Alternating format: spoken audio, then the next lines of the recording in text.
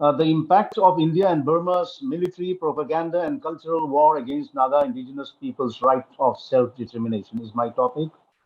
Thank you for this opportunity and revolutionary salute to the distinguished network members of the International Coordination Network.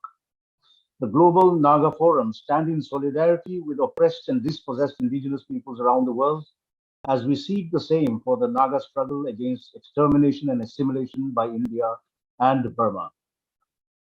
On 4th and 5th December 2021, 14 innocent Naga civilians were murdered in Oting and Mon in Nagaland. No Indian armed personnel have been criminally prosecuted for these or any of the thousands of Naga civilians murdered. For the government of India and the Indian Army, the Northeast has become a theater of war to practice on live human beings. A full military campaign against the Nagas started in 1954. It did not accomplish the intended goal, so the central government went to the parliament and had the Extrajudicial Armed Forces Special Powers Act passed in 1958. The AFSPA was renewed on 1st April 2022 in the Naga areas of Arunachal Pradesh.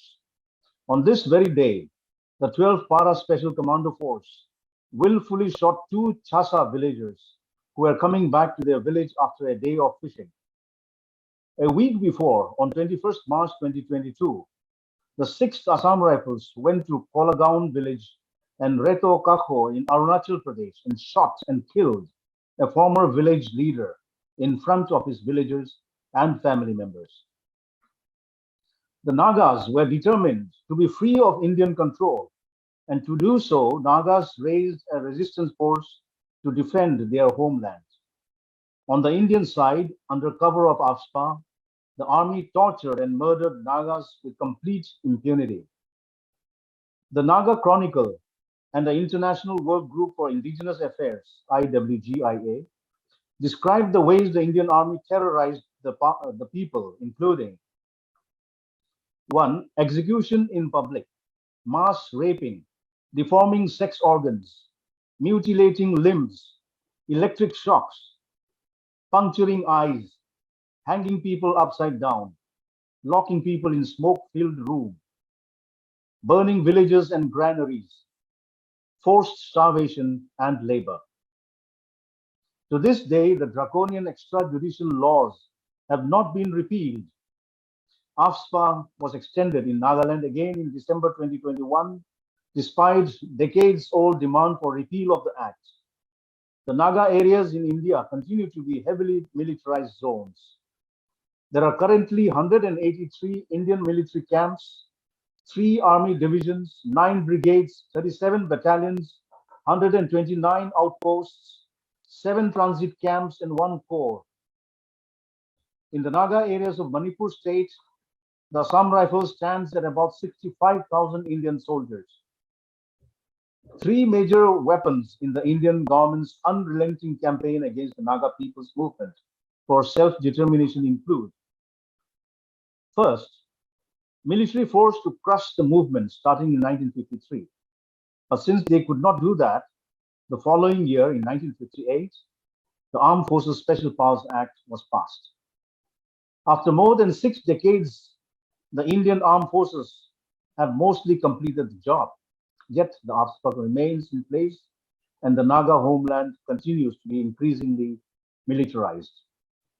The second item in the Indian government's anti-Naga self-determination campaign has been the Intelligence Bureau. Its role has been to create divisions among the Nagas every which way, with the government of India in tow, with a free cash flow to corrupt and change Naga traditional values and indigenous governance. This mission of dividing and corrupting the Nagas has been accomplished with remarkable success for India, but irreparable harm to the Naga society. What remains in the 21st century then is the third anti-Naga weapon being wielded by the government of India, bringing Naga society in alignment with Hindu India. This project is being conducted passionately by the BJP government at the center. The Hindu-centric national education in Nagaland and the whole of the Northeast is the goal, And the latest diktat from Delhi making Hindi compulsory in the region is an intentional step in that direction. The region is remarkably rich in language and cultures, with 101 distinct and indigenous peoples, scheduled tribes, and 114 indigenous languages. So these are the three ways in which the government of India is trying to sabotage all that Mr. Anthony De Burma has mentioned. All these being done for one and only one goal, that is to expropriate the natural resources to the at the expense of the people, the culture, the biodiversity, the cultural biodiversity, and all that we mean by indigenous peoples. So this is a very long-awaited campaign launch, international campaign launch, and we look forward to a more focused campaign so that we have a clear goal of what we want to achieve in a time-bound manner.